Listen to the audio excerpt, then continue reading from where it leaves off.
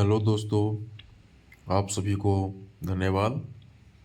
बिहार में अधिकारी बनने का एक सुनहरा मौका आपके सामने बिहार सरकार लेकर आया है। ब्लॉक संख्यांकी पदाधिकारी या अवर संख्यांकी पदाधिकारी, जो बहुत ही बेस्ट, बहुत ही बेहतर क्वालिटी का पद है। इनमें कुल पूरा विवरण जानेंगे कि इनकी वेतन क्या है, सैलरीज क्या है, जॉब प्रोफाइल क्या है, योग्यता क्या है। बिहार में पदाधिकारी बनने का सुनहरा अवसर, इस अवसर को भूले नहीं, चूके नहीं। अपना एक सीट हासिल करें, प्रखंड संख्याई पदाधिकारी बने। आइए आगे। कुल पदों का विवरण, मतलब किस कैटेगरी में कितने पद हैं, टोटल पद कितने हैं, सभी बातों पे चर्चा करते हैं।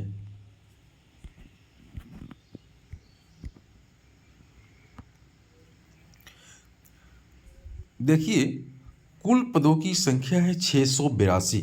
कुल पदों की संख्या 682 है, जिसमें महिलाओं के लिए 231 सीट आरक्षित किए गए हैं 35% के रिजर्वेशन के तहत। का कोड कितना दिया गया है, तो अनारक्षित कैटेगरी का कोड जो है 1 दिया गया है, जिसमें पुरुष मतलब कि टोटल जो है, टोटल सीट की संख्या 313 है। आरक्षित कैटेगरी में टोटल सीट की संख्या 313 है, जिसमें महिला कितना है, 110। कितना है, महिला 110 है। अनुसूचित जाति में अनुसूचित जाति कोड 2 है, जिसमें कुल सीट की संख्या है 98। कितना है, 90। कुल सीट की संख्या 98 है, जिसमें महिलाओं के लिए 34 सीट आरक्षित किए गए हैं। अनुसूचित जनजाति का कोड 3 है, इसमें कुल सीट की संख्या 7 है, जिसमें महिलाओं को 2 सीट आरक्षित किए गए हैं। अत्यंत पिछड़ा वर्ग कोड 4 दिया गया है, जिसको ईबीसी कहते हैं। इसमें कुल 112 सीट है। कितने हैं, 112 सीट हैं। इसमें महिलाओं को 39 सीट आरक्षित किए गए हैं।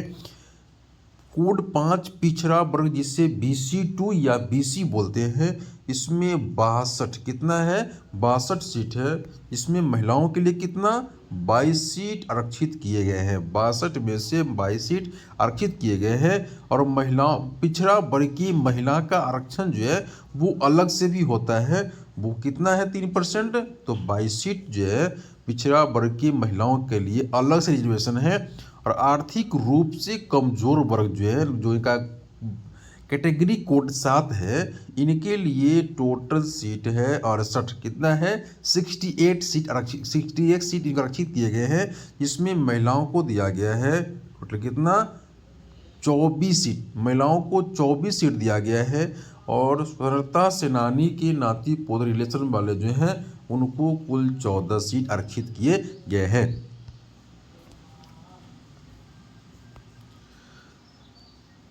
अब जानते हैं कि इनकी जो शैक्षणिक योग्यता है वो क्या है, कि क्या आपका क्वालिफिकेशन क्या होना चाहिए, आपके पास क्या डिग्री है तो फॉर्म भर सकते हैं।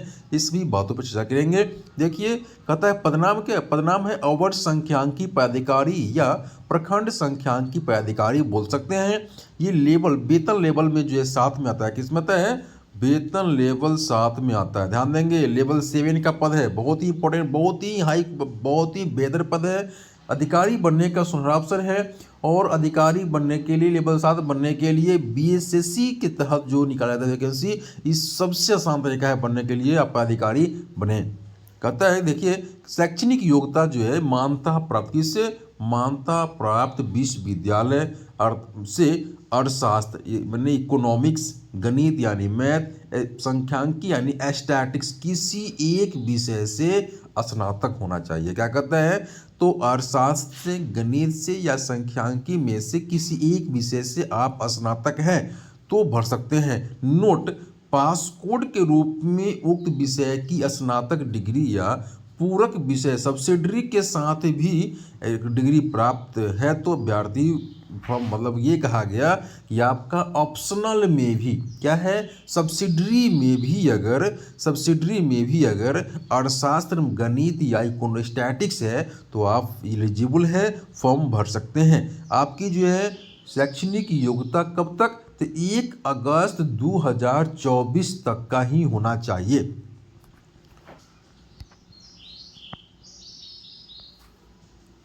चलिए हम चर्चा करते हैं कि इनकी वेतन यानी सैलरी क्या होगी, इनकी वेतन यानी सैलरी क्या होगी, इस बातों पे चर्चा करते हैं। आइए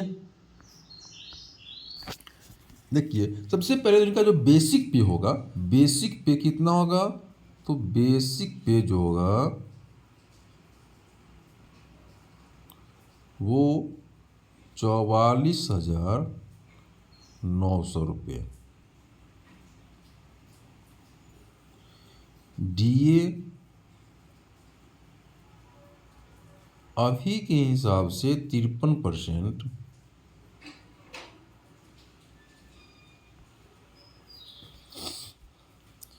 एचआरए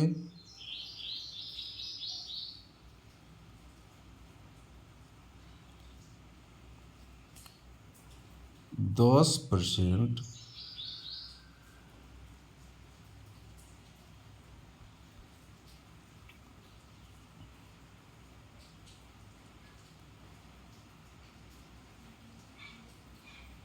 मेडिकल अलाउंस 1,000 रुपये।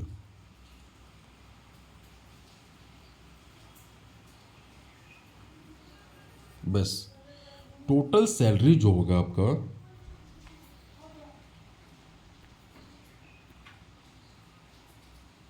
नेट सैलरी वो 70,000 के अप्रॉक्स होगा। कितना होगा आपका सैलरी, 70,000 के आसपास, 1-2 हज़ार कम या बेसी हो सकते हैं पोस्टिंग के हिसाब से। अगर आपकी पोस्टिंग ग्रामीण क्षेत्र में है तो एचआरए 5% होगी। क्या होगी, अगर पोस्टिंग आपकी ब्लॉक में हो रही है तो आपका एचआरए 5% होगा। अगर जो है जिला मुख्यालय में जहाँ नगर निगम में है तो वहाँ आपका एचआरए 10% होगा। अभी डीए जो अभी जो डीए का ये है वो 53% है। कुल मिला के आपका जो नेट सैलरी होगा वो 65 से लेके 70,000 के बीच में होगा। 65 से कम नहीं होगा, 65 से लेके 70,000 के बीच में आपकी सैलरी होगी। चलिए जानते हैं कि एग्जाम पैटर्न, जो इसका एग्जाम का सिलेबस क्या है, इसका पैटर्न क्या है, सभी बातों पे विशेष चर्चा करते हैं हम लोग। सबसे पहले जान लीजिए कि चयन की प्रक्रिया क्या होगी। तो चयन की जो 2-3 प्रोसेस को गुजरना पड़ेगा। सबसे पहला प्रोसेस तो ये है कि लिखित परीक्षा में प्राप्त अंकों की अधिमानता पे, मतलब क्या है, उसका आपका 75% जो है, जो एग्जाम मतलब कि एग्जाम के अंक की 75% मान के उसको काउंटिंग किया जाएगा। और संविदा के आधार पर कार्य करने में निम्न कहता है, संविदा के आधार पर कार्य करने में निमित अधिकतम अधिमान्य तभी मान्य होगी जबकि उसी पद पर संविदा पर नियुक्ति की गई हो। प्रति कार्यरत वर्ष के लिए 5 अंक, मतलब 1 वर्ष के लिए 5 अंक दिए जाएंगे। मैक्सिमम जो है 25 अंक होगी। क्या होगी, मैक्सिमम 25 अंक आपको दी होगा संविदा पे।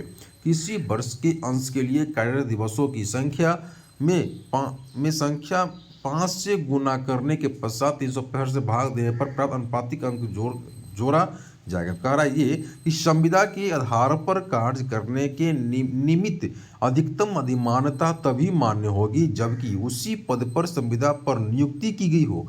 प्रति कार्यरत वर्ष के लिए क्या है, प्रति कार्यरत वर्ष के लिए 5 अंक, 5 अंक जिसकी अधिकतम सीमा 25 अंक होगी। क्या होगी, 1 वर्ष के लिए 5 अंक, टोटल 25 अंक दिया जाएगा। मतलब कि ये है कि 100 अंक मानने के लिए 75% मार्क्स का वेटेज जो है मेंस एग्जाम का होगा और 25 मार्क्स का वेटेज जो है वो संविदा पे अनुभव के आधार।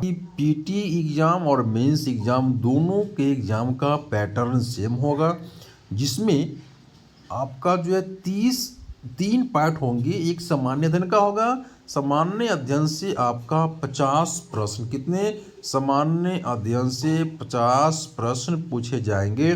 सामान्य विज्ञान और गणित से 50 प्रश्न पूछे जाएंगे और आपका स्पेशल रीजनिंग से, जो स्पेशल रीजनिंग से 50 प्रश्न पूछे जाएंगे। टोटल जो है आपका 150 प्रश्न का एग्जाम होगा, जिसमें 50 अंक आपका जो है 50 नंबर 50 क्वेश्चन जो है सामान्य अध्ययन के रहेंगे, 50 क्वेश्चन मैथ और साइंस मिला के रहेंगे, 50 क्वेश्चन स्पेशल रीजनिंग का रहेगा।